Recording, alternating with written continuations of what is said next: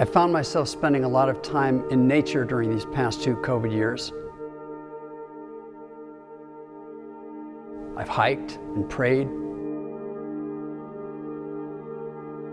I've thought about time lost with many family and friends I haven't seen.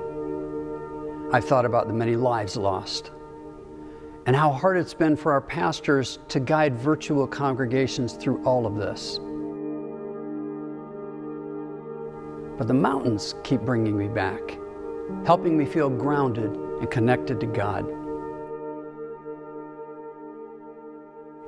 The psalmist writes in a beautiful passage in Psalm 121, "I lift up my eyes to the hills where my help comes from. My help comes from the Lord who made heaven and earth."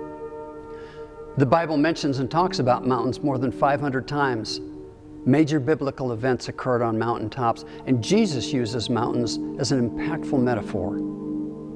In Matthew 17, Jesus tells us, "If you have faith as small as a mustard seed, you can say to this mountain, 'Move from here to there,' and it will move.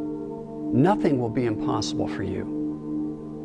That's what we've seen in the Presbyterian Foundation during these past 2 years. Your faith has moved mountains.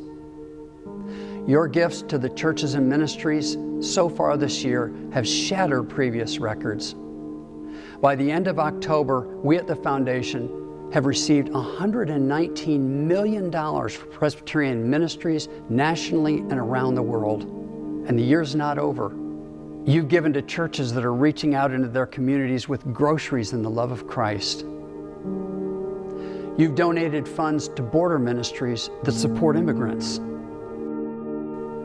You've supported educational institutions in the United States and to international communities in desperate situations. You've done so much more, so faithfully this year as in many past years. Your faith has moved mountains. I know that sometimes life feels exhausting, especially during these past 2 years.